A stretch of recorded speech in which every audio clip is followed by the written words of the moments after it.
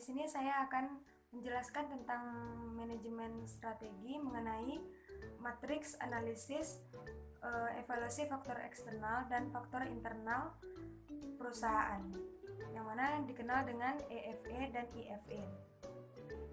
Matriks evaluasi faktor internal atau IFE adalah alat yang digunakan untuk mengevaluasi lingkungan internal perusahaan dan untuk mengungkapkan kekuatan serta kelemahan satu perusahaan tersebut. Sedangkan matriks evaluasi faktor eksternal atau yang dikenal dengan EFE itu adalah alat yang digunakan untuk menguji lingkungan eksternal perusahaan dan untuk mengidentifikasi ancaman dan peluang dari perusahaan tersebut. Nah, apakah IFE dan EFE itu? Matriks evaluasi faktor internal dan eksternal telah diperkenalkan oleh Fred R. David dalam bukunya yang berjudul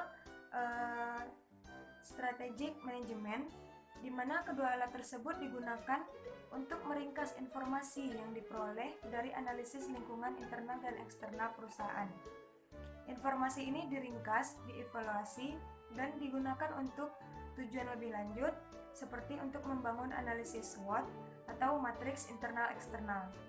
Meskipun alatnya cukup sederhana, namun matriks ini mampu mengidentifikasi dan mengevaluasi faktor-faktor utama yang mempengaruhi perusahaan tersebut.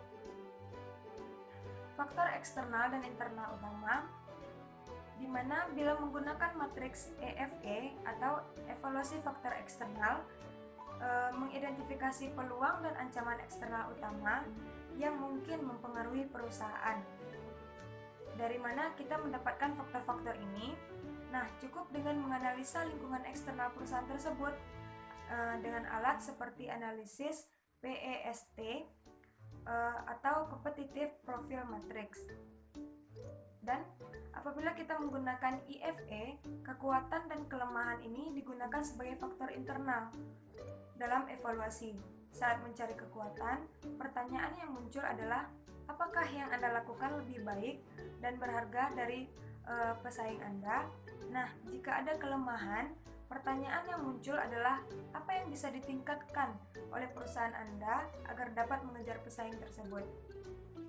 Di samping itu, ada beberapa manfaat dari kedua matriks EFE dan IFE ini.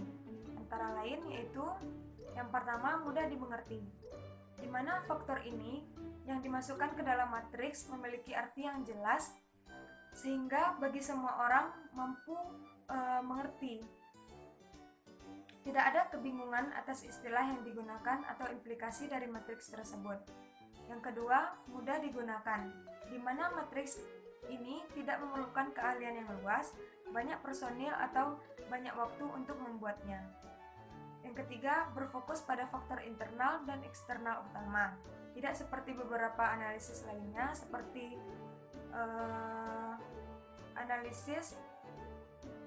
analisis Competitive Profile Matrix, di mana IFE dan EFE ini hanya menyoroti faktor utama yang mempengaruhi perusahaan atau strateginya.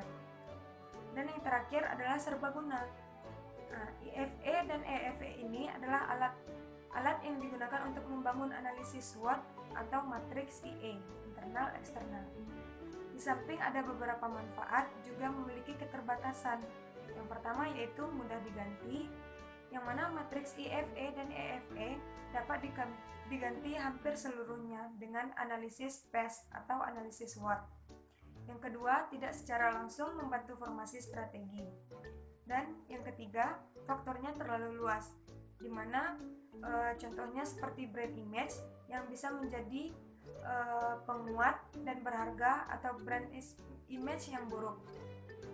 Nah, situasi yang sama adalah dengan peluang dan ancaman. Oleh karena itu, setiap faktor-faktor itu harus sespesifik mungkin untuk kita identifikasi. Selanjutnya, bagaimana cara menyusun matriks EFE dan IFE?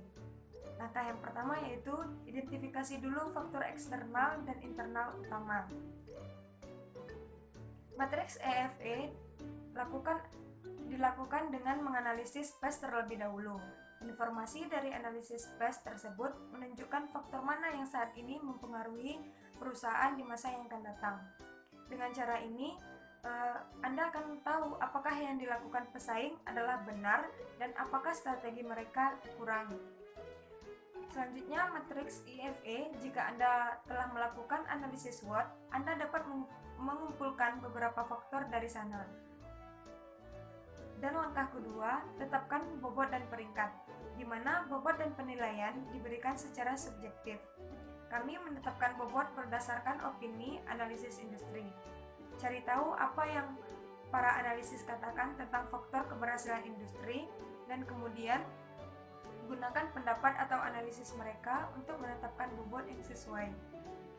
Dan langkah yang terakhir atau yang ketiga, gunakan hasilnya, di mana matriks IFE atau EFE memiliki nilai kecil tersendiri. Anda harus melakukan kedua analisis tersebut dan menggabungkan hasilnya untuk mendiskusikan strategi baru atau untuk analisis lebih lanjut. Mungkin sekian informasi materi manajemen strategi mengenai analisis evaluasi faktor internal dan analisis evaluasi faktor eksternal perusahaan. Apabila terdapat kata-kata yang salah, saya mohon maaf. Mungkin teman-teman yang lain bisa menambahkan jika ada kekurangan. Dan saya sudah dengan wassalamualaikum warahmatullahi wabarakatuh.